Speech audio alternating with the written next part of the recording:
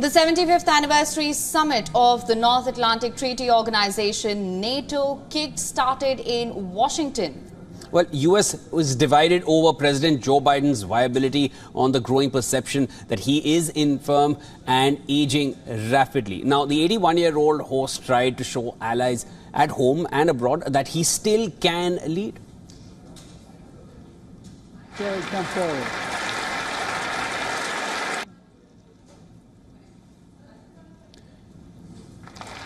At the opening ceremony of the three-day summit, he pledged to forcefully defend Ukraine against Russia's invasion.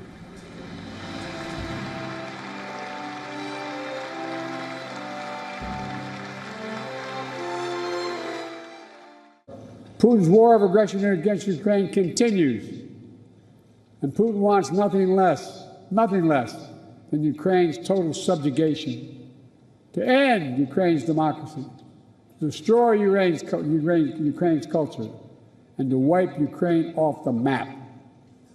And we know Putin won't stop at Ukraine, but make no mistake, Ukraine can and will stop Putin. The United States and its allies have pledged to deliver 5 additional air defense systems, including Patriot missile batteries and components. Ukrainian President Volodymyr Zelensky, in his address at the summit, pushed for further military support.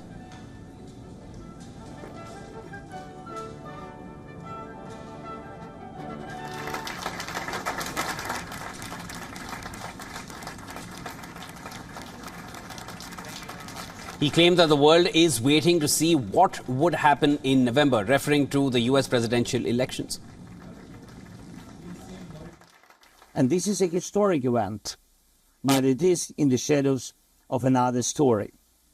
It's time to step out of the shadows, to make strong decisions work, to act and not to wait for November or any other month to this end. We must be strong and uncompromising all together. And first of all, America. And first of all, the leaders of America.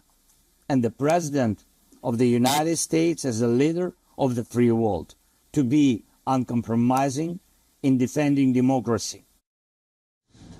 The November elections pose a unique threat to NATO. The Republican Party's presumptive nominee, former President Donald Trump, has consistently sent mixed signals about his commitment to collective defense and has signaled that he might withdraw the United States from the military alliance. This after 4 years of Biden bolstering the alliance, including its expansion to include Finland and Sweden in the wake of Russia's full-scale invasion of Ukraine. Meanwhile, a meeting between Biden and Zelensky is scheduled for later today. As for the White House, the meeting is to discuss the West's unwavering support for Kiev as it continues to defend itself against Moscow. And for more on this, our correspondent Susan Tehrani has sent us this report from New York. Listen to this. President Biden is using this NATO summit to showcase his stamina and leadership abilities on the international stage amid concerns about his mental acuity and fitness for re-election. Biden's message of unity and commitment to NATO was not only aimed at international allies, but also his Democratic supporters here at home who are watching very closely.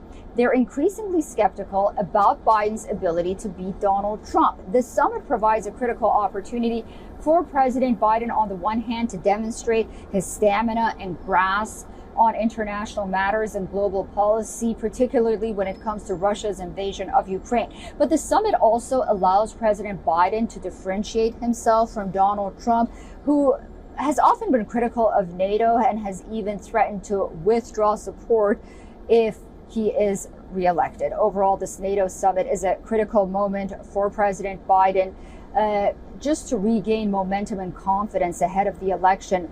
He gave a speech on Tuesday using a teleprompter, but one of the real tests for the president will be that solo press conference that has been scheduled for Thursday. Susan Tehrani reporting from New York for WION World One.